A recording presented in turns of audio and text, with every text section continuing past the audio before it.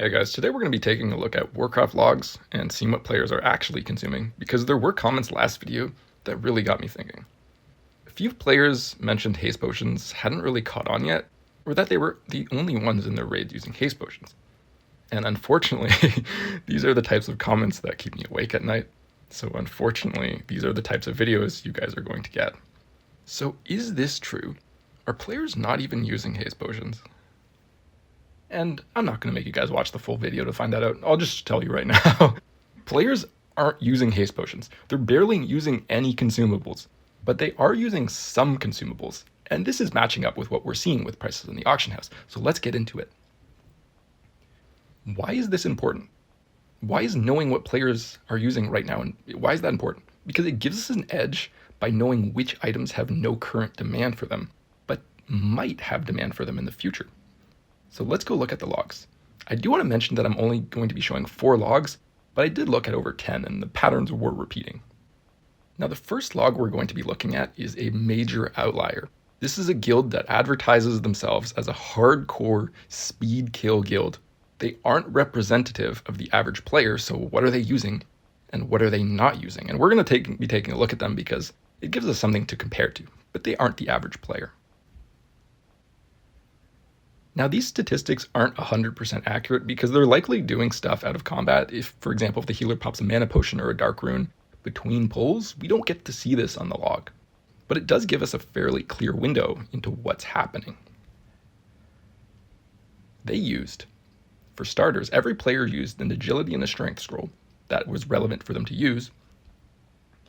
Every relevant player also used a demon slaying elixir on Prince. Every player was well fed. They all used food.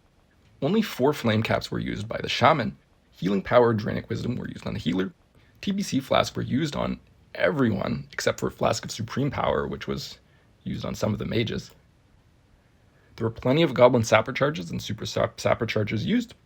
39 haste potions, 32 destruction potions, 85 drums of battle casts, which is almost 2 full drums. I don't even know how they used this many in 2 hours. 8 super mana potions, 14 dark runes. So what can we get from this? They're basically using everything except for flame caps. Only the shaman used some, but it wasn't even for all the bosses. Now, this doesn't really tell us anything. The hardcore guild is using every consumable known to man. This isn't some great revelation. It's pretty obvious. So let's look at your average player, because this is going to give us a much clearer picture of what's happening. Now keep in mind that about half of raiding players at the time this video was recorded haven't even killed Nightbane yet. So just going 10 out of 10 for Karazhan immediately puts this guild at worst in the middle of the pack, even though it took them about 4 hours with a few wipes here and there. This is your average player. Now let's take a look at what they used for Karazhan. Only a single player used scrolls, 0 demon slaying elixirs, everyone used food buffs, 0 flame caps. Healing power, Dranic wisdom were used on healers, 6 flasks, no sappers, 17 haste potions only used by a single player, which was the rogue, 0 destruction potions, 4 drums of battle cast. I don't really understand what happened here. I guess someone forgot about them. It's the first week of raiding. It happens. 51 super mana potions and 0 dark runes. So we can see major differences in preparation. Let's take a look at another 10 out of 10 guild before looking at a 9 out of 10 one, because we want to get a bigger sample here. It took this guild about 4 hours to clear to with a few wipes here and there. 0 players used scrolls, 0 demon slaying elixirs, everyone used food buffs, 0 flame caps, healing power, Dranic wisdom on healers, high flask usage. I lost the log before getting everything, but most people were using flasks. No sappers, 0 haste potions, that was very surprising. 13 destruction potions, 19 drums of battle cast, 68 super mana potions, 0 dark runes. So already we can see some similarities of what the average player is actually doing. Okay, let's take a look at our last log, and this is the 9 out of 10 group. These guys didn't quite manage to kill Nightbane, or maybe they couldn't summon it. I don't quite remember how it works. Okay, 0 player used scrolls, 0 player used demon slaying elixirs, everyone used food buffs, 0 flame caps, healing power, Dranic wisdom on healers. Only 2 flasks were used, no sappers, 9 haste potions, only used by the rogue, by the way, nobody else used one. 0 destruction potions, 35 drums of battle casts, and 51 super mana potions. and also 0 dark runes. Okay, so now that we've looked at the logs, what do we even make about this? What is the conclusion here? Just tell me the answers. Okay, well, yes, first of all, we can say the comments were correct. Only rogues and a small amount of other players are even using haste potions. And I'd be willing to bet that the comments last video pointing out that they were the only players using haste potions were rogue players, because those are the only players using haste potions right now. At least most of them is just rogues. What else is going on? Okay, almost nobody is using destruction potions. Even warlocks are choosing to use super mana potions, because apparently mana is a really big problem right now. And there were some players who used upwards of 20 super mana potions in a single Karazhan run, which was insane to me. Okay, what else? Only the most hardcore players are using a broad range of consumables. The average raider is just using flask plus food buff, along with a considerable amount of super mana potions. Neither the hardcore players nor the average raider is using flame caps. Literally nobody is using flame caps right now. The current price must be fully supported by investor demand only. There's no real consumer demand for this. Okay, let's move on to haste potions.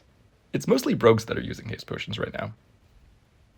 There's tons of hunters and enhancement shamans which are choosing just to use super mana potions instead, or perhaps no potions at all. Many warriors aren't using any potions either. So what does this mean?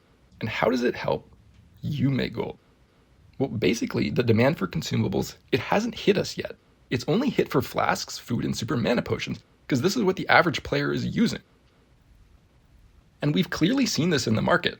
Both flasks and food have gone up tremendously in price since the earlier weeks, and there wasn't enough super mana potions on the weekend. They went up to 6.5 gold, remember? And all the other stuff that players aren't using, what happens to that? Well, that's the tricky question. Because clearly mana is a serious problem right now. Are players going to double down on mana potions when the boss fights gets harder and longer? Or will they start chugging the haste potion juice? Remember, the current raids are nerfed and much easier. If next raid is a loot pinata, players might feel they have no need at all to use any consumables. But I'm led to believe that players will start using more consumables for 2 reasons. The first is that, well, it's fun. Doing damage is just really fun. I did used to play the game at one point myself. 2, players will have more gold later than they have now. Epic flying is a distant dream to most, and many players don't want to spend gold on a raid they're already full clearing, especially when it sets them back far on a potential goal. Therefore, my own conclusion is load up on consumables now and brace for impact, because the demand hasn't hit us there, at least for a good chunk of stuff. In the future, I'll be making a more detailed guide on what I think are the best buys going into phase 2. But for now, I'm still not too sure, and I want to observe how the market is reacting and what's happening in the logs a little bit more. Thanks for listening.